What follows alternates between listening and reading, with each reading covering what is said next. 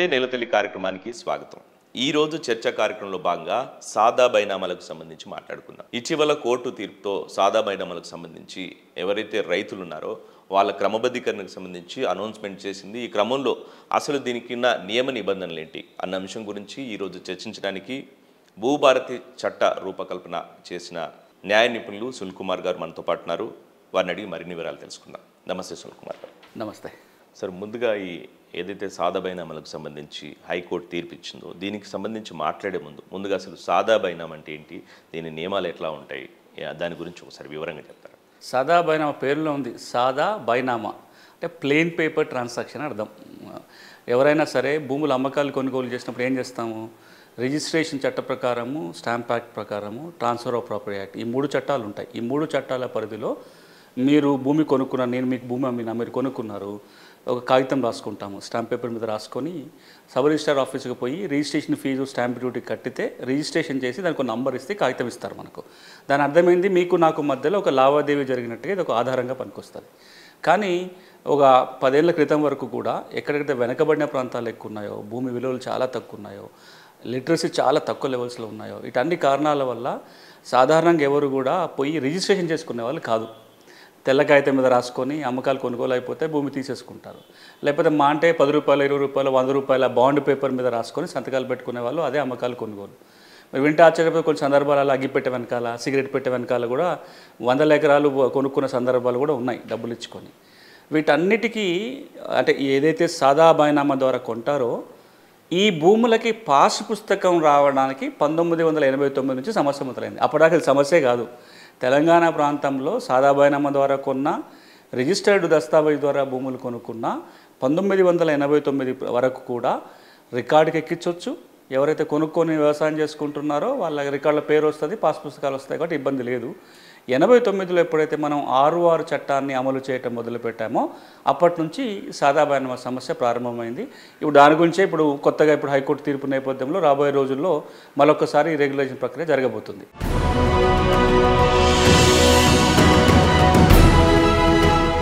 High court తీర్పు ఇచ్చింది కదా, దానికి సంబంధించి అందులో ఏం నియమ నిబంధనలు ఏమున్నాయి, రైతులకు సంబంధించి ఎట్లాంటి నియమ నిబంధనలు ఉంటాయి? ఇప్పుడు ఈ కోర్టు తీర్పు పూర్వపరాలను ఒకసారి చూడాలి. తెలంగాణ రాష్ట్రం ఏర్పడిన తర్వాత అంతకు మునుపు కూడా పలు దఫాలుగా 1989 నుంచి 2014 వరకు చాలా సందర్భాలలో సాదా బైనామా క్రమబద్ధీకరణకు ప్రభుత్వాలు అవకాశం ఇస్తూ వచ్చినాయి. కొన్ని లక్షల మందివి సాదా బైనామా క్రమబద్ధీకరణ జరిగింది. ఇంకొక మాట దీనికి రావడానికి ముందండి, ఈ సమస్య లోతు అర్థం కావాలంటే 89లో ఏం జరిగిందో తెలిస్తే ఇంకా సమస్య ఎందుకు పెండింగ్ ఉంది, ఇప్పుడు ఏం జరగాలో మనకు అర్థమవుతుంది. 1971లో తెలంగాణ ప్రాంతంలో కొత్త 6 చట్టం వచ్చింది. అప్పటిదాకా 1948 చట్టం అమల్లో ఉంది. హైదరాబాద్ రాష్ట్రంగా చేసుకున్న 6 చట్టం అమల్లో ఉంది. ఈ 71లో చట్టం వచ్చే నాటికి అప్పటికి ఆంధ్ర ప్రాంతంలో ఉమ్మడి రాష్ట్రం కాబట్టి ఆంధ్ర ప్రాంతంలో 6 చట్టం లేదు. 71లో చేసిన చట్టాన్ని తెలంగాణకి ఆంధ్ర ప్రాంతానికి పనికొచ్చే విధంగా తయారు చేశారు. ఈ 71లో చేసిన చట్టము 1989 నుంచి అమలులోకి రావటం మొదలుపెట్టింది. ఆ రూల్స్ వచ్చిన 89లోనే. ఈ 6 చట్టం కొత్తగా ఏం చెప్పిందంటే అమ్మకాలు కొనుగోలు కనుక జరిగితే రిజిస్టర్డ్ దస్తావేజు ఉంటేనే పట్టదారు పాస్ పుస్తకాన్ని ఇవ్వాలి అనేది ఆ చట్టంలో నియమం. కానీ ఆ రోజుకి 1989 నాటికి 100కి 60-70% కొన్ని చోట్ల 80-90% మంది అమ్మకాలు కొనుగోలు కూడా రిజిస్టర్డ్ కాని దస్తావేజుల ద్వారా జరిగినాయి. నోటి మాట ద్వారా, తెల్లకాగితాల ద్వారా జరిగినాయి. వీళ్ళందరికీ మరి అన్యాయం అవుతుంది. ఇంతమంది రైతులకి మనం పట్టాదారు పాస్ పుస్తకాలు ఇవ్వలేము. అసలు ఆ చట్టం తెచ్చిందే రైతు చేతిలో పాస్ పుస్తకం పెడితే బ్యాంక్ లోన్లు తెచ్చుకోవడానికో, పంట రుణాలు తెచ్చుకోవడానికో ఆధారంగా పనికొస్తుంది. మరి ఉన్న రైతులలో 70-80% మంది రైతాంగానికి పాస్ పుస్తకమే ఇవ్వలేని పరిస్థితి ఉంటే 6వ చట్టం వల్ల ఏం ఉపయోగం ఉంటుంది? ఆ విషయం మీద అప్పుడు అసెంబ్లీలో చర్చ జరిగినప్పుడు కొత్తగా 6వ చట్టంలో కొత్త నిబంధనలు పెట్టారు. అదే సెక్షన్ 5A, సెక్షన్ 5B. ఈ 2 సెక్షన్స్ ఏం చెప్తాయంటే ఎవరైనా సాదా బైనామాల ద్వారా భూమి కొనుగోలు చేస్తే తహసీల్దార్కి అప్లై చేసుకుంటే తహసీల్దారు విచారణ చేసి కొనుగోలు చేసిన నాటి స్టాంప్ డ్యూటీ రిజిస్ట్రేషన్ ఫీ కట్టించుకొని ఆ డాక్యుమెంట్ని క్రమబద్ధీకరిస్తూ ఒక సర్టిఫికేట్ జారీ చేయొచ్చు. ఆ సర్టిఫికేట్నే మనం 13B సర్టిఫికేట్ అంటాం 71 చట్టం కింద. ఈ సర్టిఫికేట్ ఎవరికైతే వస్తుందో ఈ రిజిస్టర్డ్ కానీ సాదా బైనామాకి కూడా రిజిస్టర్డ్ డాక్యుమెంట్కున్న విలువ వచ్చేస్తుంది. దాని తర్వాత పాస్ పుస్తకాలు ఇవ్వడానికి అవకాశం ఉంటుంది. ఆ నేపథ్యంలో 89లో మొదలుపెట్టి పలు దఫాలుగా అవకాశం ఇస్తూ వచ్చిన తర్వాత తెలంగాణ ఏర్పడినాక 2015-16లో మళ్ళొక్కసారి అప్పుడు ప్రభుత్వం అవకాశం ఇచ్చింది. అప్పటికి ఒక అంచనా ఏంటంటే 12 నుంచి 20 లక్షల మంది సాదా బైనామాల ద్వారా కొనుగోలు చేసి పాస్ పుస్తకాలు లేని రైతాంగం ఉంటారని. ఎప్పటి అంచనా ఇది? 2015-16 నాటి అంచనా. అప్పుడు ఒక అవకాశం కల్పిస్తే 12,24,000 మంది దరఖాస్తు పెట్టుకున్నారు. ఆ క్రమబద్ధీకరణ ప్రక్రియలో దాదాపు 6-6.5 లక్షల మందికి పాస్ పుస్తకాలు వచ్చినాయి. ఆ తర్వాత జరిగిన పరిణామం ఏంటి? బూరికాళ్ళ ప్రక్షాళన జరిగింది 2017లో. డాక్యుమెంట్స్ వెరిఫికేషను అన్ని సక్రమంగా ఉంటే కొత్త పాస్బుక్లు, ఈ ప్రక్రియ అంతా జరిగింది. దాని తర్వాత 2020లో ధరణి వచ్చింది. ధరణి చట్టం చేసే ప్రయత్నం అసెంబ్లీలో జరిగినప్పుడు అప్పుడు కొంతమంది శాసనసభ్యులు మళ్ళీ ఈ సమస్య లేవనెత్తారు. 16లో చేసినా సరే ఇప్పటికి కూడా ఇంకొన్ని లక్షల మందికి సాదా బైనామా కింద పట్టాలు రాలేదు. ప్రభుత్వం మళ్ళొకసారి అవకాశం కల్పించాల్సిందని ఒత్తిడి పెట్టినప్పుడు 2020లో ప్రభుత్వం జీవో జారీ చేస్తూ మళ్ళీ దరఖాస్తుల ఆహ్వానం పలికింది. 2020 అక్టోబర్ను మొదలుపెట్టి నవంబర్ 11వ తేదీ వరకు దరఖాస్తుల స్వీకరణ చేశారు. కానీ అక్కడ జరిగిందల్లా ఏంటంటే 71 చట్టం కింద జీవో జారీ అయింది, మీరు సాదా బైనామాకి దరఖాస్తు పెట్టుకోండి అని. ఈ 71 చట్టం అక్టోబర్ 29, 2020లో రద్దయిపోయింది. చట్టం రద్దయింది, కానీ ఆ చట్టం కింద ఉన్న జీవో ప్రకారం దరఖాస్తుల స్వీకరణ కొనసాగింది. దీని మీద ఎవరో ప్రజా ప్రయోజన వాదన దాఖలు చేశారు గౌరవ హైకోర్టులో. ఏమన్నారు? అసలు ఆ చట్టమే లేదు, కొత్తగా వచ్చిన ధరణి చట్టంలో సాదా బైనామా క్రమబద్ధీకరణ చేయడానికి నియమమే లేదు, దరఖాస్తు ఎట్లా తీసుకుంటారు, ఎట్లా క్రమబద్ధీకరణ చేస్తారు, తప్పని చెప్తే గౌరవ హైకోర్టు స్టే విధించింది. ఆ రోజు నుంచి 2020లో స్టే వచ్చింది. ఆ రోజు నుంచి స్టే నిన్న మొన్నటి వరకు కొనసాగుతూ వచ్చింది. ఈ లోపల ప్రభుత్వం కూడా ధరణి చట్టంలో సాదా బైనామా నిబంధన పెట్టే ప్రయత్నం చేయలేదు. దీనివల్ల ఏమైంది? 9,24,000 దరఖాస్తులు ఏవైతే 2020లో వచ్చినాయో అవన్నిటినీ పరిష్కారం కాకుండా అట్లా పెండింగ్లో పడిపోయినాయి. ఎప్పుడైతే మన కొత్తగా భూభారతి చట్టం వచ్చిందో ధరణి చట్టాన్ని రద్దుపరుస్తూ భూభారతి చట్టంలో సెక్షన్ 6 ప్రత్యేకంగా సాదా బైనామా క్రమబద్ధీకరణ ప్రక్రియకు సంబంధించి ఉంటుంది. ఈ సెక్షన్ వచ్చింది కాబట్టి గౌరవ హైకోర్టులో ఏదైతే కేసు పెండింగ్ ఉందో తెలంగాణ రాష్ట్ర ప్రభుత్వం వెళ్ళి అఫిడవిట్ వేశారు. ఒక మధ్యంతర ఉత్తర్వులు అడిగారు, చట్టమే చేశాం కాబట్టి ఇప్పుడు ఈ కేసు చెల్లుబాటు కాదు, ఈ స్టే ఎత్తేయండి అని చెప్పి గౌరవ హైకోర్టు ముందు చెప్పినప్పుడు ఒక 4-5 సార్ల వాదనలు జరిగినాయి. చివరికి గౌరవ హైకోర్టు తేల్చింది ఏంటంటే కొత్త చట్టం వచ్చింది కాబట్టి అసలు ఈ కేసుకే చెల్లుబాటు కాదు, ఇన్ఫ్రాక్చర్స్ అయిపోయింది కాబట్టి కేసు కొట్టేయటం జరిగింది. ఇప్పుడు కేసు కొట్టేశారు కాబట్టి ఈ స్టే వెకెట్ అయిపోయింది, ఇంకా స్టే ఇప్పుడు ఏం లేదు. దానివల్ల ఏమవుతుందంటే పెండింగ్లో ఉన్న 9,24,000 దరఖాస్తుల పరిష్కారం చేయడానికి ఒక అవకాశం ఏర్పడింది. మీరు ఇంక మన మిగతా విషయాలు మాట్లాడే ముందు ఒకటి గుర్తుపెట్టుకోవాల్సింది ఏంటంటే, ఇప్పుడు మీరు అడిగారు నియమ నిబంధనలు ఏముంటాయి ఇప్పుడు కోర్టు కేసు వల్ల అంటే, ఇది అందరికీ వర్తించదు. ఈ కోర్టు తీర్పు తర్వాత సాదా బైనామా ద్వారా కొన్న ప్రతి వ్యక్తి కూడా క్రమబద్ధీకరణ చేసుకోవడానికి వీలుపడదు. కొత్తగా వచ్చిన చట్టము గౌరవ హైకోర్టు ఇచ్చిన తీర్పు మూలకంగా ఏం జరుగుతుంది అంటే 2014 జూన్ 2 కంటే ముందు ఎవరైనా చిన్న సన్నకారు రైతు గ్రామీణ ప్రాంతంలోని వ్యవసాయ భూమిని కొనుగోలు చేసి ఉండి 2020లో దరఖాస్తు పెట్టి ఉండి గత 12 సంవత్సరాలుగా ఆ భూమి తన అనుభవంలోనే ఉంటే వాళ్ళకి ఇప్పుడు ఆర్డీఓలు క్రమబద్ధీకరణ చేయొచ్చు. చేసే ముందు ఈ రోజున స్టాంప్ డ్యూటీ రిజిస్ట్రేషన్ ఫీజు ఏది ఉంటుందో దాన్ని వసూలు చేస్తారు. నిన్న మొన్నటిదాకా స్టాంప్ డ్యూటీ రిజిస్ట్రేషన్ ఫీజు ఏది లేదు. కానీ కొత్త చట్ట ప్రకారము ఈ రోజున ఆర్డీఓ మీకు రెగ్యులరైజేషన్ సర్టిఫికేట్ ఇస్తున్నాడు అంటే ఈ రోజుకి ఆ భూమికి ఎంత స్టాంప్ డ్యూటీ ఎంత రిజిస్ట్రేషన్ ఫీజు కట్టించాలో అది కట్టించుకున్న తర్వాత ఒక సర్టిఫికేట్ వస్తుంది. ఆ సర్టిఫికేట్ వచ్చిన తర్వాత పాస్బుక్ వస్తుంది.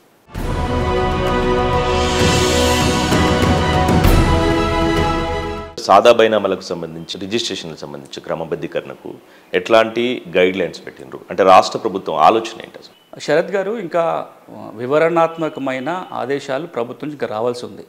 సెక్షన్ 6 ప్రకారము ఈ సాదా బైనామా ప్రక్రియని ప్రారంభిస్తున్నట్టుగా ఇంకా ప్రభుత్వం నోటిఫికేషన్ ఇవ్వాలి. సెక్షన్ 6 ఏమంటుందంటే నోటిఫికేషన్ ఇచ్చిన తర్వాతనే ప్రక్రియ మొదలు పెట్టాలి. రెండవది, ఈ సెక్షన్ కింద కావాల్సిన ఫార్మాట్లన్నీ రెడీ కావాలి. నోటీస్ ఏ ఫార్మాట్లో ఇవ్వాలి, స్టేట్మెంట్లు ఏ ఫార్మాట్లో రికార్డ్ చేయాలి, తర్వాత సర్టిఫికేట్ ఏ ఫార్మాట్లో ఉండాలి, ఇవన్నీ కూడా డిజైన్ చేసి ప్రభుత్వం రెవెన్యూ యంత్రాంగానికి అందుబాటులో తీసుకురావాల్సి ఉంటుంది. ఈ రెండింటికంటే ఇంకా కీలకం ఏంటంటే నోటీసు జారీ చేసినప్పటి నుంచి సర్టిఫికేట్ జారీ చేసి పాసు పుస్తకం చేతిలో పెట్టేంత వరకు ఎప్పుడు ఎవరెవరు ఏమేం బాధ్యత నిర్వహించాలనే మార్గదర్శకాలు వెళ్ళాలి. ప్రతిసారి జరిగింది, అది ఇప్పుడు ఇంకా ఎక్కువ వివరంగా వెళ్ళాల్సిన అవసరం ఉంది. ఈ ప్రక్రియ జరుగుతుంది ప్రభుత్వంలో, ఇంకా ఆదేశాలు రాలేదు, నోటిఫికేషన్ ఇంకా జారీ కాలేదు, ఈ ఫార్మాట్లు ఇంకా వెళ్ళాలి, దాంతోపాటుగా మార్గదర్శకాలు కూడా పంపాల్సి ఉంటుంది. కానీ ఇప్పుడు మీరు ఆ సెక్షన్ కనుక చూస్తే సెక్షన్ 6 భూభారతి చట్టం ఏం చెప్తుంది అంటే 2020లో దరఖాస్తులు పెట్టుకున్న వాళ్ళకి మాత్రమే ఇప్పుడు చేయడానికి ఉంది. అది కొత్తగా దరఖాస్తులు పెట్టడానికి లేదు. కానీ ఈ మధ్యలో రెవెన్యూ సదస్సు జరిగినప్పుడు అప్పుడు దరఖాస్తు పెట్టని వాళ్ళు కూడా ఇప్పుడు దరఖాస్తు మళ్ళీ చేసుకున్నారు. భూభారతి చట్టం ఏప్రిల్ వచ్చిన తర్వాత మే జూన్లో రెవెన్యూ సదస్సు జరిగినప్పుడు అప్పుడు దరఖాస్తు పెట్టుకున్న వాళ్ళు పెట్టారు. కొంతమంది అప్పుడు దరఖాస్తు పెట్టుకున్నాం కానీ ఇప్పుడు పెట్టలేదు. కొంతమంది అప్పుడు దరఖాస్తే పెట్టిన వాళ్ళు కొత్తగా ఇప్పుడు దరఖాస్తులు పెట్టారు. కానీ ఈ చట్టము కేవలము 2020లో దరఖాస్తు పెట్టి ఉంటే మాత్రమే వాటికి వర్తిస్తుంది. కొత్త వాటికి చేయడానికి వీల్లేదు. ఇప్పుడు ఈ మార్గదర్శకాలు వచ్చిన తర్వాత ఇంకొక మార్పు కూడా ఏముంటుందంటే, నిన్న మొన్నటి వరకు అంటే పాతది 2016లో చేసిన ప్రక్రియ ప్రకారం అయితేనేమో తహసీల్దార్లు విచారణ చేసి సర్టిఫికెట్లు ఇచ్చేవాళ్ళు. 1989 నుంచి 2016 వరకు జరిగిన అన్ని ఫేజుల సాదా బైనామా క్రమబద్ధీకరణలో అధికారి తహసీల్దార్. ధరణి వచ్చిన తర్వాత చట్టంలో లేకపోయినా క్రమబద్ధీకరణకు ఆదేశాలు అప్పుడు ప్రభుత్వం ఇచ్చినప్పుడు జిల్లా కలెక్టర్లకు పెట్టారు ఆ బాధ్యత. తర్వాత స్టే వచ్చింది కాబట్టి దాదాపుగా అన్నీ ఆగిపోయినాయి. ఇప్పుడు భూభారతి చట్ట ప్రకారము సాదా బైనామా క్రమబద్ధీకరణ బాధ్యత ఆర్డీఓల మీద ఉంటుంది. ఆర్డీఓలు విచారణ చేయాల్సి ఉంటుంది. కొత్తగా ఇప్పుడు స్టాంప్ డ్యూటీ రిజిస్ట్రేషన్ ఫీజు కూడా నిర్ధారణ చేయాలి కాబట్టి ఆర్డీఓ విచారణ చేస్తూ దాని స్టాంప్ డ్యూటీ రిజిస్ట్రేషన్ ఫీ నిర్ధారణ మళ్ళీ తహసీల్దార్లకు చెప్పాలి. ఎందుకంటే ఇప్పుడు రిజిస్ట్రార్లు ఎవరు? సబ్ రిజిస్ట్రార్లు వ్యవసాయ భూములకి తహసీల్దార్. 16లో జరుగుతున్నప్పుడు సబ్ రిజిస్ట్రారు వేరే ఉండే, కానీ అప్పుడు ఫీజు ఏది లేదు కాబట్టి స్టాంప్ డ్యూటీ రిజిస్ట్రేషన్ ఫీజు నిర్ధారించే అవసరం లేదు. కానీ ఇప్పుడు ఈ ప్రక్రియలో తహసీల్దార్ ఏమో స్టాంప్ డ్యూటీ ఎంత కట్టాలి, రిజిస్ట్రేషన్ ఫీ ఎంత కట్టాలి నిర్ధారణ చేస్తారు. ఆ ఫీజు కట్టి ఆ చలాను ఆర్డీఓకి చూపించిన తర్వాత మాత్రమే ఈ ప్రక్రియ పూర్తయి సర్టిఫికెట్ వస్తుంది.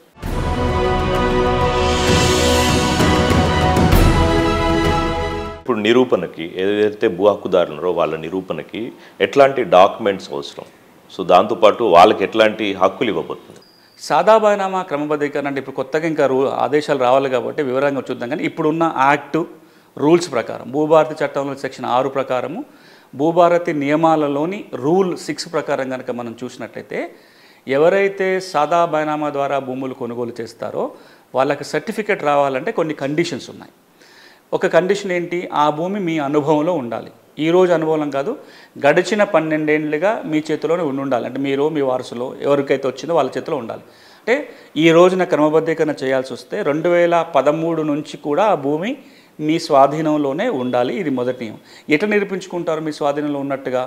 ఉంటే పహానీలో ఎక్కడన్నా ఎంట్రీ, లేదా చుట్టుపక్కల రైతుల స్టేట్మెంటు, లేదా మీరు ఆ భూమికి తీసుకున్న ఎలక్ట్రిసిటీ కనెక్షన్ కావచ్చు, లేదా ఆ సర్వే నెంబర్ తోటి మీరు మార్కెట్లో పోయి ఎప్పుడన్నా పంట అమ్ముకుంటే వాటి రసీదులు కావచ్చు.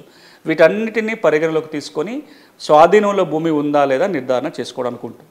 దాంతోపాటుగా కొనుగోలు చేసిన వ్యక్తి ఒక అఫిడవిట్ ఇవ్వాలి. నేను పలానా ఆయన దగ్గర కొనుక్కున్నాను, ఇంతకాలం నుంచి నేను అనుభవంలో ఉన్నానని ఒక అఫిడవిట్ కూడా రెవెన్యూ అధికారులకు ఇవ్వాల్సి వస్తుంది. ఇది ఒక నియమం. రెండవది, ఎవరైతే సాదా బైనామా కింద రెగ్యులరైజేషన్ కోసం అప్లై చేసుకున్నాడో ఆ వ్యక్తి చిన్న సన్నకారు రైతు అయి ఉండాలి. స్మాల్ ఆర్ మార్జినల్ ఫార్మర్ అంటాం.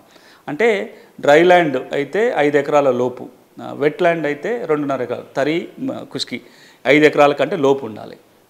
ఇక మూడో కండిషన్ ఏంటంటే 2014 జూన్ 2 కంటే ముందు కొని ఉండాలి. తర్వాత 2010 తెలంగాణ రాష్ట్రం ఏర్పడిన తర్వాత కనుక భూమి కొనుగోలు చేసి ఉంటే ఇది వర్తించదు. ఈ రాసుకున్న కాగితం ఉండాలి. ఇక్కడే ఒక కన్ఫ్యూషన్ వస్తుంది. 2016 నాడు చేసేటప్పుడేమో కాగితం ఉండాలని ఉండే, తర్వాత 6 రూల్ మారింది. 6 చట్టాన్ని మార్చుకుంటూ నోటి మాటతో జరిగిన రెగ్యులరైజ్ చేస్తానికి అవకాశం ఉంది. 2020లో దరఖాస్తులు తీసుకున్న నాటికి ఆ రోజున నియమం ఏంటంటే డాక్యుమెంట్ ఉన్నా లేకపోయినా అన్రిజిస్టర్డ్ ట్రాన్సాక్షన్ జరిగి ఉండాలి అంటారు. అన్రిజిస్టర్డ్ డాక్యుమెంట్ రెగ్యులరైజేషన్ కాదు, అన్రిజిస్టర్డ్ ట్రాన్సాక్షన్. అంటే ఆ అదే అప్పుడు ఉంది ఆ రూల్ ఏమన్నా, లావాదేవీని క్రమబద్ధీకరణ చేస్తున్నాం కానీ దస్తావేజును కాదు అనే నియమం 2017 నుంచి మొదలైంది. పాత నియమం దస్తావేజు క్రమబద్ధీకరణ అంటేనేమో దస్తావేజు ఉంటేనే క్రమబద్ధీకరణ, లావాదేవీ క్రమబద్ధీకరణ అంటే లావాదేవీ నోటి మాటతో కూడా ఉండొచ్చు. అప్పుడున్న రూల్స్ ఏం చెప్పినాయంటే మీరు చుట్టుపక్కల రైతుల స్టేట్మెంట్ రికార్డ్ చేయండి, గ్రామంలో పెద్ద మనుషులు కావచ్చు, ఏదైతే కొనుక్కున్న భూమి ఉందో దాని పక్క గెట్టు రైతులు ఎవరైతే ఉంటారో వాళ్ళ స్టేట్మెంట్ రికార్డ్ చేయండి, దాని ఆధారంగా కూడా నిర్ధారణ చేయడానికి అప్పుడు అవకాశం కల్పించారు. ఇప్పుడు రూల్స్లో చూడాలి ఏమని ఇంకా డీటెయిల్స్ వస్తాయో. కానీ రూల్స్ ప్రకారం అయితే ఈ కండిషన్స్ అన్నిటినీ ఫుల్ఫిల్ చేస్తే తప్ప రాదు. పోనీ ఈ లోపల అప్లై చేసుకున్నది 2020లో, కొన్నది 2014 కంటే ముందు, ఈ లోపల రికార్డుల పేర్లు మారిపోయినాయి. ఇప్పుడు శరత్ గారు నాకు భూమి అమ్మారు సాదా బైనామా ద్వారా, నా దగ్గర దస్తావేజు ఉంది, కానీ ఈ లోపల మీరు దాన్ని ఇంకొకరికి అమ్మేశారు. మీ పేరే ఇప్పుడు ధరణిలో ఉంది కాబట్టి మీరు ఇంకొకరికి రిజిస్టర్ డాక్యుమెంట్ చేశారు. అప్పుడు ఏం చేయొచ్చు? లేదా మీ పేరుతో భూమి ఉంది, మీ కుటుంబంలో ఎవరికో దానం ఇచ్చేశారు, గిఫ్ట్ చేశారు, ఇప్పుడు మీ పేరుతో లేదు. లేదా మీ తాత గారి దగ్గర నుంచి నేను కొనుగోలు చేశా, మీ తాతగారో ముత్తాతగారి దగ్గర నుంచి ఆయన ఇప్పుడు లేరు, వారసత్వంగా ఆ భూమి మీకు వచ్చింది, నేను మీ నుంచి కొనలా, ఇప్పుడు మీ తాత నుంచో ముత్తాత గారి నుంచో కొనుక్కున్నా, ఇప్పుడు నాకు చేస్తారా లేదా? ఇవన్నిటి కూడా ఇప్పుడు క్లారిఫికేషన్ చేయాల్సి వస్తుంది. ఇవన్నీ రూల్స్లో ఉండవు, ఇవన్నీ సిచ్యువేషన్ బట్టి మారుతూ ఉంటాయి. అందుకే మీకు జ్ఞాపకం ఉంటే 2016లో తెలంగాణ రాష్ట్ర ప్రభుత్వం సాదాబైనామా క్రమబద్ధీకరణకు ఆదేశాలు ఇచ్చినప్పుడు వాటి ఆదేశాల అనుగుణంగా మనం ఒక పుస్తకమే తయారు చేసాం, డీటెయిల్డ్ పుస్తకం. ఒక 100 ప్రశ్నలు సమాధానాలు, ప్రాసెస్ గైడ్లైన్స్, తర్వాత ఎప్పుడు వచ్చే సందేహాలకు సమాధానాలు ఇచ్చుకుంటూ బుక్లెట్ తయారు చేసి అన్ని రెవెన్యూ అధికారులకు పంపాము. మీడియాలో పెద్ద ఎత్తున వచ్చింది. మనం నెలతల్లి కార్యక్రమంలో దాదాపు నాకు గుర్తుండి 2-3 ఎపిసోడ్లు చేసాం వాటి అన్నిటిని వివరించుకుంటూ. అంతేకాకుండా కొన్ని పత్రికలు అయితే ఈ ప్రశ్నల సమాధానం ఒక ఫుల్ పేజ్ పబ్లిష్ చేశాయి. అంటే ఇప్పుడు ఇవన్నీ ఎందుకు గుర్తు చేస్తున్నానంటే అంత పెద్ద ఎత్తున కసరత్తు ఇప్పుడు కూడా చేయాల్సి ఉంటుంది. అట్లా చేస్తే తప్ప ఇన్ని అనుమానాలు తీరవు. ఇప్పుడు ఇంకొకటి ఏంటంటే అప్పటికంటే ఇప్పుడు సిచ్యువేషన్ ఇంకా కాంప్లికేట్ అయింది. ఎందుకంటే మధ్యలో ధరణి వచ్చింది. ధరణి వచ్చి ఆన్లైన్ రికార్డులో చాలా మార్పులు వచ్చేసినాయి, చాలా పేర్లు అటు మారిపోయినాయి. ఈ సందర్భంగా మేము కూడా చూస్తున్నాం, ప్రభుత్వం కూడా చాలా సందర్భాల్లో నేను చెప్పడం జరిగింది. ఒక డీటెయిల్డ్గా మార్గదర్శకాలు ఇవ్వడంతో పాటుగా ఫ్రీక్వెంట్లీ ఆస్క్ క్వశ్చన్ FAQs అంటాం. ఈ సాదాబైనామా క్రమబద్ధీకరణ ప్రక్రియ మీద FAQలు కూడా ప్రభుత్వం తయారు చేసి యంత్రాంగానికి పంపిస్తే మరింత సులభంగా ఈ క్రమబద్ధీకరణ ప్రక్రియ చేయడానికి వీలు పడుతుంది.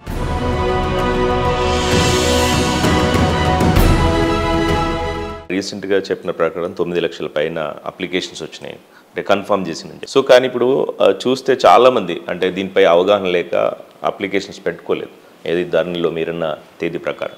సో వాళ్ళ పరిస్థితి ఏంటంటే వాళ్ళకి ఏమైనా కొత్తగా అవకాశం ఇస్తారా? మళ్ళీ శరత్ గారు, మీరు అన్నట్టుగా ఇప్పుడు సాదాబైనామాలో 3 రకాల కేటగిరీ దరఖాస్తులు ఉన్నాయి. మీరు చెప్పింది చాలా ముఖ్యమైన ప్రశ్న.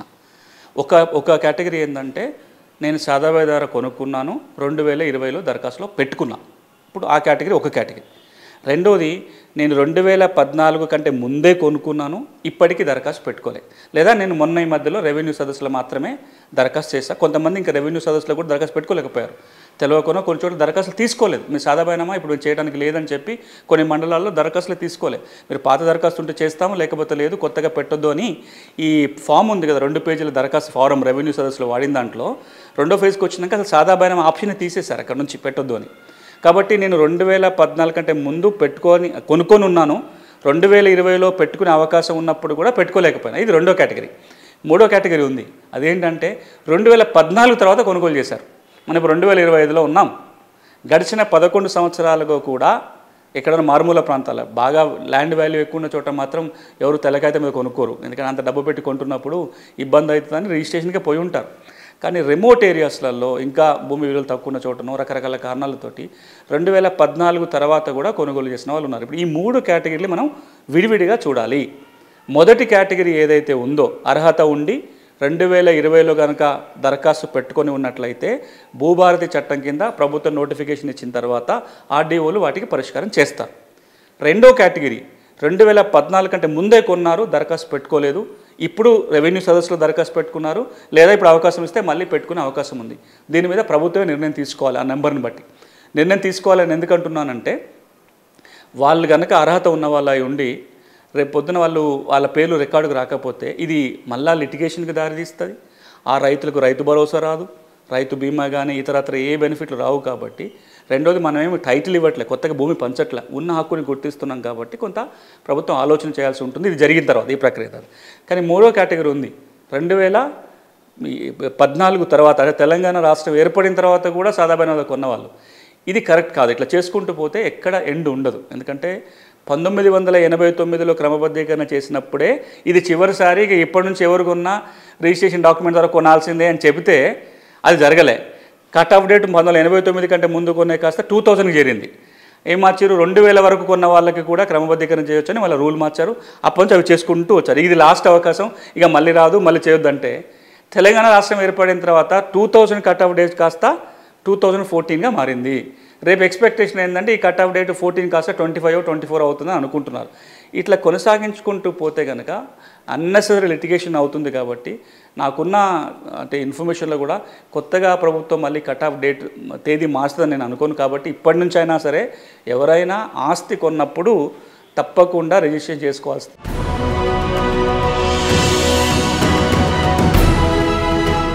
ప్రస్తుత హైకోర్టు తీర్పు నిజంగా ఒక విధంగా చెప్పాలంటే చారిత్రాత్మక తీర్పు అని చెప్పొచ్చు. ఎందుకంటే ఇంతకాలం నుంచి సాదా బైనామాలకు సంబంధించి క్రమబద్ధీకరణకు ఎదురు చూస్తూ ఉన్నారు. కానీ ఇక్కడ ఒక చిన్న సమస్య ఏంటంటే ఈ అమ్మకందారులు ఇటు కొనుగోలుదారులు ఇప్పటివరకు ఇట్లాంటి అవకాశం రాలేదు, ఇప్పుడు కొత్తగా వస్తుంది. సో మీకున్న అనుభవం ప్రకారం ఏమన్నా కొత్త సమస్యలు ఎదుర్కొనే అవకాశం ఉందా మళ్ళీ ఇందులో? అంటే ఉంటాయి శరత్ గారు. ఇది ఎప్పుడైనా ఒక మంచి చేయబోతే దాన్ని మిస్యూజ్ కూడా అవకాశాలు ఉంటాయి. అది ఏదైనా కావచ్చు. సాదా బైనామా ద్వారా మీరు గడిచిన 36 ఏళ్ళ అనుభవం ఆలోచిస్తే 89లో మొదలుపెట్టిన 25లో ఉన్నాం కాబట్టి 36 ఏళ్ళుగా ఇది ఒక తెలంగాణలో మాత్రమే కాదు, ఉమ్మడి రాష్ట్రంలో ఆంధ్రప్రదేశ్లో కూడా ఉంది. ఇప్పటికి కూడా అక్కడ ఆంధ్రప్రదేశ్లో నిన్న మొన్నటిదాకా క్రమబద్ధీకరణ జరిగింది. మళ్ళీ ఒకసారి డేట్ పొడిగించే ప్రయత్నం కూడా ఆంధ్రప్రదేశ్లో జరుగుతుంది. అక్కడ కూడా చాలా జిల్లాలలో అప్పుడెప్పుడు సాదా బైనామాల ద్వారా కొనుక్కొని పట్టాలు చేసుకొని వాళ్ళు ఉన్నారు. ఈ క్రమబద్ధీకరణ ప్రక్రియ జరిగినప్పుడు 2-3 రకాలుగా ఇబ్బందులు వచ్చే అవకాశం ఉంటుంది. ఒకటి, అప్పుడు అమ్మారు, ఇప్పుడు మేము అమ్మలేదని చెప్పి ఇది క్రమబద్ధీకరణ చేయకూడదని అభ్యంతరాలు పెట్టేవాళ్ళు ఉంటారు. యజమాని అమ్మిన వాళ్ళు ఎప్పుడో చనిపోయి ఉంటారు, ఎప్పుడు పాత జరిగి ఉంటాయి, వాళ్ళ వారసులో లేదా వాళ్ళ నుంచి కొనుక్కున్నామని చెప్పేటోళ్ళు.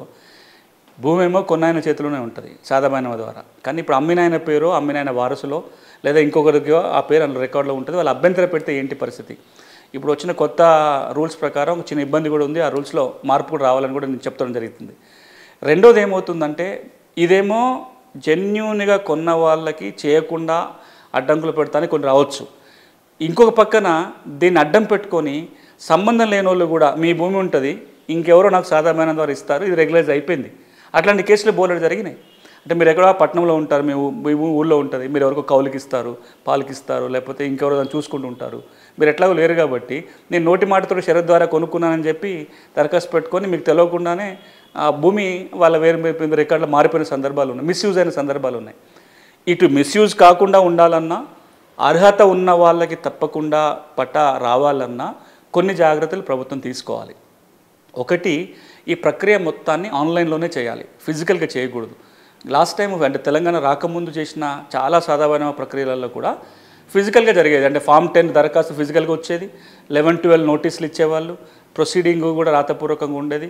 ఆ stamp duty reason fee fix చేస్తే చలాన్ కట్టేవాళ్ళు, అవన్నీ కాగితాల్లో ఉండేటి. ఒకవేళ తప్పుడు పద్ధతిలో కనుక క్రమబద్ధీకరణ జరిగితే మీ పేరుతో నా భూమి మారిపోయేది సాదా బైనామా కింద. ఎట్లా మారింది అని కనుక్కోవడానికి ప్రయత్నం చేస్తే ఆ ఫైల్ కూడా ఉండేది కాదు. అంటే అది మిస్యూజ్ చేసే ప్రయత్నాలు. కాబట్టి ఒక జాగ్రత్త ప్రభుత్వం తీసుకోవాల్సింది, ఇప్పుడు ఆ దరఖాస్తులన్నీ ఆన్లైన్లోనే ఉన్నాయి కాబట్టి ఈ దరఖాస్తు స్టేజీ నుంచి రేపు సర్టిఫికేట్ జారీ చేసేంత వరకు కూడా ప్రక్రియ అంతా ఆన్లైన్లో జరగాలి. ప్రతి కాగితం కూడా అందులో అప్లోడ్ కావాలి, నోటీసులు అప్లోడ్ కావాలి, సర్టిఫికేట్ అప్లోడ్ కావాలి, ఏ కాగితాల ఆధారంగా నిర్ణయం తీసుకుంటున్నారో అవి అప్లోడ్ కావాలి, ఆర్డీఓ గారు ఇచ్చే ఉత్తర్వుల కాపీ కూడా అప్లోడ్ అయితే ఒకవేళ మిస్యూజ్ జరిగినా వెంటనే అప్పీల్ చేసుకోవడానికి ఒక అవకాశం ఉంటుంది. రెండవది, ఈ సాదా బైనామా ప్రక్రియ మీద పెద్ద ఎత్తున అవగాహన కల్పించాలి. ఈ 1-2 కేసులు కాదు, దాదాపుగా 10 లక్షలు, ఒక మిలియన్ కుటుంబాలకు సంబంధించిన అంశం, 10 లక్షల కుటుంబాలకు సంబంధించిన కీలక అంశం కాబట్టి కొంత దీని మీద అవగాహన కల్పించడం. భూబాధ చట్టం ఏం చెప్తుంది, రూల్స్ ఏం చెప్తుంది, ప్రక్రియ ఎట్లుంటుంది, సర్టిఫికేట్ ఎట్లా తెచ్చుకోవాలి, ఒకవేళ ఇబ్బందులు ఉంటే వాటిని ఎట్లా అధిగమించాలి, ఒకవేళ నిర్ణయం కనుక వ్యతిరేకంగా వస్తే ఎక్కడ అప్పీల్ చేసుకోవాలి. ఇప్పుడు ఆర్డీఓ కనుక దీని నిర్ణయం అనుకూలంగా లేకపోతే కలెక్టర్కి అప్పీల్ చేసుకోవడానికి చట్టంలో అవకాశం ఉంది, కలెక్టర్ నిర్ణయం మీద ట్రిబ్యునల్కి వెళ్తానికి అవకాశం ఉంటుంది. వీటన్నిటి మీద కూడా ఒక పెద్ద ఎత్తున అవగాహన కల్పించే ప్రయత్నం కూడా ప్రభుత్వం చేయాలి. కనీసం ఈ 2-3 జాగ్రత్తలు తీసుకుంటే 9 లక్షల పైన ఉన్న కుటుంబాలలో కనీసం సగం మంది కన్నా మేలు చేయడానికి ఒక అవకాశం ఏర్పడుతుంది.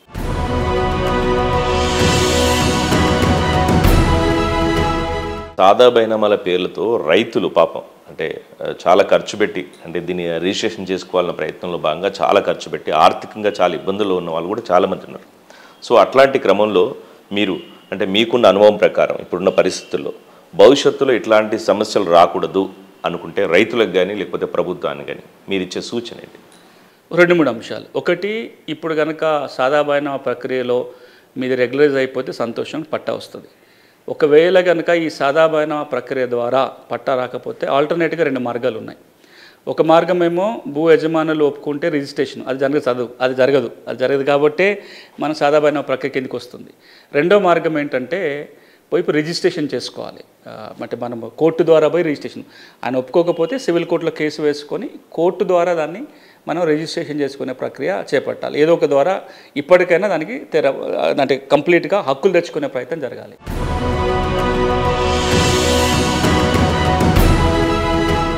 గత ప్రభుత్వం సాదా బైనామాకు సంబంధించి వాళ్ళ టైంలో స్టే ఇచ్చింది మామూలుగా హైకోర్టు, కానీ ఇప్పుడు గ్రీన్ సిగ్నల్ ఇచ్చింది. సో ఈ మధ్యలో ఏం జరిగింది అసలు? అంటే అప్పటి నుంచి కూడా చెప్తున్నా, మీకు కూడా జ్ఞాపకం ఉంటే మన కార్యక్రమాల్లో భాగంగా కూడా ఒక 2 సార్లు ప్రస్తావన చేసిన, హైకోర్టు సాదా బైనామా చేయొద్దని చెప్పలేదు. సాదా బైనామాలు చేయడానికి చట్టంలో నియమం లేదు కాబట్టి స్టే విధించింది. ప్రభుత్వం అనుకుంటే ఆ ధరణి చట్టంని అమెండ్మెంట్ అనే చేసుకోగలిగే వాళ్ళు, అసెంబ్లీలో పెట్టి సవరణ చేసి ఒక కొత్త సెక్షన్ యాడ్ చేసినా సరిపోయేది. లేదా ఆర్డినెన్స్ జారీ చేసుకొని 71 చట్టంలో ఏదైతే ప్రావిజన్ ఉందో దాన్ని యథాతథంగా తీసుకొచ్చి ధరణిలో చట్టంలో పెట్టుకొని యాక్ట్లో అమెండ్ చేసుకోవటమో ఆర్డినెన్స్ తెచ్చుకోవటం చేస్తే ఈ పాటికి ప్రక్రియ జరిగిపోయి ఉండేది. బట్ ఏం కారణంతో వాళ్ళు ఏమి చేయకుండా అట్లాగే పెట్టారు. కానీ ఇంకొకటి కూడా, ఇంకో కొత్త కోణం ఉంది ఇప్పుడు దీంట్లో. ఇదేమో మనకు కళ్ళ ముందు కనపడింది 5 ఏళ్ళలో ఏం జరిగిందనేది. ఈ 5 ఏళ్లలో ఉన్న దరఖాస్తులన్నీ పెండింగ్లో ఉంటే బాగుండేది. పెండింగ్లో లేవు. కొన్నిటిని బల్క్లో రిజెక్ట్ చేసేశారు.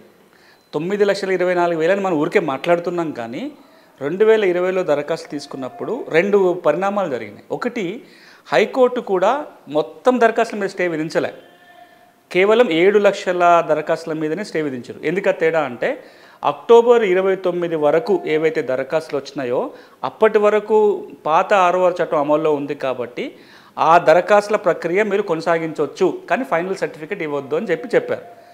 ఆ తర్వాత వచ్చిన 7 లక్షల పైన దరఖాస్తులు ఏవైతే ఉన్నాయో వాటి మీద స్టే విధించారు.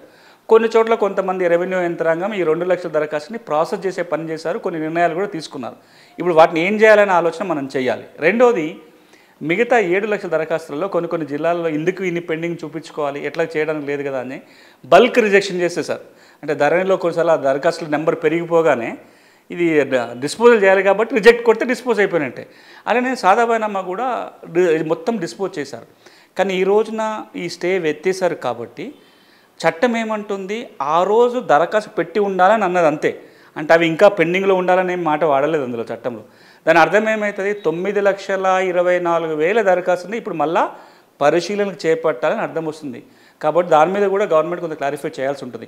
మొత్తం 9 లక్షలు చేస్తారా, లేదా అప్పుడు ఏవైతే రిజెక్ట్ అయినాయో వాటిని పక్కన పెట్టి పెండింగ్లో ఉన్నాయో చేసి ఆ రిజెక్ట్ అయిన వాటికి మళ్ళీ అప్పీల్కి అవకాశం ఇస్తారా, వీటన్నిటి మీద కూడా కొంత క్లారిఫికేషన్ ప్రభుత్వం ఇవ్వాల్సి ఉంటుంది.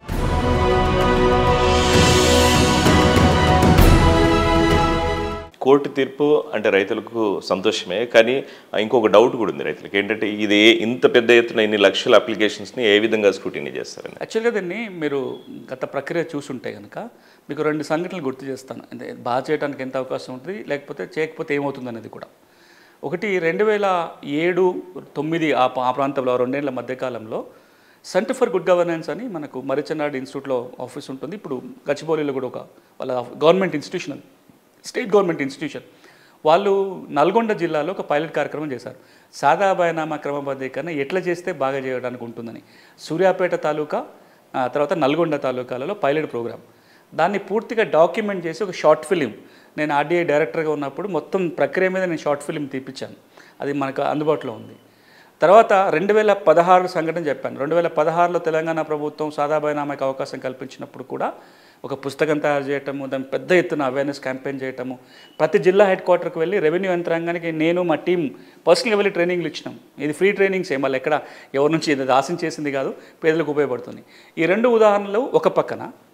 2007లో అదే పైలట్ జరగడానికంటే ముందు, అప్పుడు కాంగ్రెస్ ప్రభుత్వం అధికారంలో వచ్చినప్పుడు రాజశేఖర రెడ్డి గారు ముఖ్యమంత్రి ఉన్నప్పుడు ఒకసారి ఇట్లనే ప్రజల నుంచి ఒత్తిడి వస్తుంది, అప్లికేషన్ గడువు ఇవ్వాలి అంటే జియో జారీ చేశారు. మీరు దరఖాస్తులు పెట్టుకోవచ్చు అని జియో ఇచ్చారు. అప్లికేషన్ పెట్టుకోవాల్సిన డేట్ కూడా అయిపోయిన తర్వాత అప్పుడు నేను సర్పులో స్టేట్ లీగల్ కోఆర్డినేటర్గా ఉండి పారాలీగల్ ప్రోగ్రామ్ చూస్తున్నాను. అసలు అడిగిందే మేము. అప్పుడు కొప్పుల రాజు గారు దానికి ప్రిన్సిపల్ సెక్రటరీ రూరల్ డెవలప్మెంట్ ఉండే, ఇప్పుడు మహబూబ్నగర్ కలెక్టర్గా ఉన్న విజేంద్ర గారు ప్రాజెక్ట్ డైరెక్టర్గా ఉన్నారు. కరుణ గారు ఇప్పుడు ఆంధ్రాకి వెళ్ళారు. ఆవిడ కూడా అక్కడ సర్పులో పనిచేస్తుండే. అది దరఖాస్తు డేట్ ఎప్పుడు ఇచ్చారో తెలియదు, అడిగిందే మళ్ళీ మేము రిక్వెస్ట్ చేసింది. డేట్ ఎప్పటికి వరకు ఇచ్చారో తెలియదు, ఎప్పుడైపోయిందో తెలియదు, ఎవరు దరఖాస్తులు పెట్టుకోవాలి. అంటే ఏమాత్రం అవగాహన లేకపోవటం వల్ల అధికారికంగా ఇక్కడ నిర్ణయం అయితే తీసుకున్నారు, కానీ గ్రాస్ రూట్కి ఆ నిర్ణయం కింద దాకా చేరలేదు. మళ్ళీ ఈ ఆఫీసర్లు అందరూ మళ్ళీ రిక్వెస్ట్ చేస్తే మళ్ళీ ఒకసారి డేట్ పొడిగిస్తే మళ్ళీ దరఖాస్తులు వచ్చినాయి. ఇవి ఎందుకు మీకు చెప్తున్నానంటే, మనం కాగితాల మీద కరెక్ట్ నిర్ణయం తీసుకోవటం ఒక ఎత్తు, దీన్ని తీసుకెళ్ళి ఆచరణలో పెట్టి అర్హత ఉన్న వాళ్ళకి పట్టాలు రావటం చేయడం ఇంకొక ఎత్తు. ఈ ఆచరణలో గనక మంచిగా జరగాలి అంటే 2 కీలకమైన పనుల మీద దృష్టి పెట్టినప్పుడే సాధ్యమవుతుంది. ఒకటి అవగాహన అందరికీ, అది రైతులకు కావచ్చు, రెవెన్యూ యంత్రాంగానికి కావచ్చు. ఇప్పుడు కొత్తగా జీపీఓలు రాబోతున్నారు, గ్రామ పాలనాధికారులు రాబోతున్నారు. ఇప్పుడు వీళ్ళే గ్రామాలకు పోయి ఎంక్వైరీ చేయాలి. వీళ్ళందరికీ కూడా దీని మీద పూర్తి అవగాహన ఉండాలి. ఇక రెండోది, రెవెన్యూ యంత్రాంగానికి చిత్తశుద్ధి ఉండాలి, కమిట్మెంట్. ఇది ఎందుకంటే పేదలకు సంబంధించిన అంశం, చిన్న సన్నకారు రైతులకు సంబంధించిన అంశం కాబట్టి కొంత లిబరల్గా పోవాలి. అధికారులు ఏం చూడాలి, కొన్న మాట వాస్తవం కాదా, ఇప్పుడు ఫీల్డ్లో ఉన్నారా లేదా, ఈ 2 అంశాల మీదనే స్ట్రిక్ట్గా ఉండాలి. మిగతా అంశాలు లిబరల్గా ఉండాలి. మిగతా అన్నిట్లో కూడా చట్టం ఇట్లనే నల్లగీత కాబట్టి నల్లగీత నల్లగానే ఉండాలి, కొంచెం కలర్ తగ్గింది అట్లా కనుక చూసామనుకో 9 లక్షల దరఖాస్తులు 9 దరఖాస్తులు కూడా పరిష్కారం చేయలేం.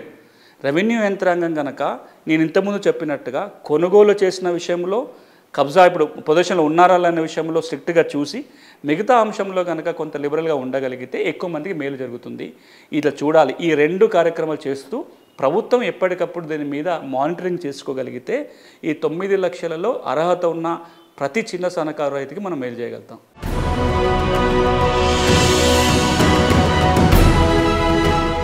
ఈ సాదా బైనామాలకు సంబంధించి ఏదైతే కేవలం గ్రామీణ ప్రాంతాల్లో ఉండే రైతులకు మాత్రమే వర్తిస్తుందని చెప్పినట్టు గైడ్లైన్స్లో ఉంది కదా. సో కొంత ప్లేసెస్ కొన్ని అప్పుడు గ్రామీణ ప్రాంతాల నుండి ఇప్పుడు అర్బన్లో మారి అట్లాంటి అవకాశాలు ఉంటాయి కదా సార్, మరి అట్లాంటప్పుడు సమస్య కదా వీళ్ళకి. ఇప్పుడు రాదు అంటే ఇది స్పష్టంగా చెప్తున్నది అంటే గ్రామీణ ప్రాంతంలోని వ్యవసాయ భూమి, మళ్ళీ గ్రామీణ ప్రాంతంలో అన్ని భూములు కూడా కాదు. గ్రామీణ ప్రాంతంలో ఇళ్ల స్థలంగా ఉన్నా ఇది వర్తించదు, పట్టణాలలో వ్యవసాయ భూమి ఉన్నా ఇది వర్తించదు. గ్రామీణ ప్రాంతంలోని వ్యవసాయ భూమి అవి ఉండాలి అనేది నియమం. ఇట్లనే కొన్ని అప్పుడు గ్రామీణ ప్రాంతాలు అవి ఉంటాయి, తర్వాత పట్టణాల పరిధికి వచ్చినాయి. ఇప్పుడు Warangal Kakatiya urban development authority పరిధిలోకో, ఇక్కడ హెచ్ఎండిఏ పరిధిలోకో, కొన్ని మున్సిపాలిటీ పరిధిలోకి వచ్చినప్పుడు కొన్ని వాటిని 2016లో ఎగ్జామ్ చేస్తూ అప్పుడు ప్రభుత్వం జీవో జారీ చేసింది. సాదా బైనామా విషయానికి వచ్చినట్లయితే అవి మున్సిపాలిటీ లేదా మున్సిపల్ కార్పొరేషన్ పరిధిలో ఉన్నా సరే పలానా ప్రాంతాలు ఇది ఎగ్జామ్షన్ అని ఒక లిస్ట్ ఇచ్చింది. అలాగే ఇప్పుడు ఒకసారి ప్రభుత్వం రివ్యూ చేసుకోవచ్చు. ఇక్కడ జెన్యున్గా ఉండి ఇంకా నిజంగా వ్యవసాయం జరుగుతూ ఉండి అవి ఒకప్పుడు గ్రామాలే ఇప్పుడు కొత్తగా మున్సిపాలిటీ పరిధిలోకో లేదా మండల హెడ్ క్వార్టర్, జిల్లా హెడ్ క్వార్టర్ పరిధి వచ్చిన వాటిని కూడా ఎగ్జామ్ చేసి చేయాలి. అందుకే అంటున్నా, ఈ ప్రక్రియ ఏంటంటే ఎప్పటికప్పుడు అలా వచ్చిన అనుమానాలని, అప్పుడు వచ్చిన లీగల్ ఇబ్బందులను అధిగమించుకుంటూ చేసుకుంటూ వెళ్ళాలి. ఈ విషయంలో కూడా గవర్నమెంట్ ఒక క్లారిఫికేషన్ ఇవ్వాల్సి ఉంటుంది. Sir thank you so much sir. ఈ సాదా బైనామాల క్రమబద్ధీకరణ కొన్ని లక్షల రైతుల కుటుంబాలని ప్రభావితం చేస్తుంది. మరి ఈ నేపథ్యంలో ఇట్లాంటి క్రమంలో ఈసారి ఈ తీర్పు రావడం అనేది చాలా సంతోషకరమైన విషయం, ఒక మంచి పరిణామం అని చెప్పుకోవచ్చు. ఇది వాటి నెలతల్లి కార్యక్రమం. నమస్తే.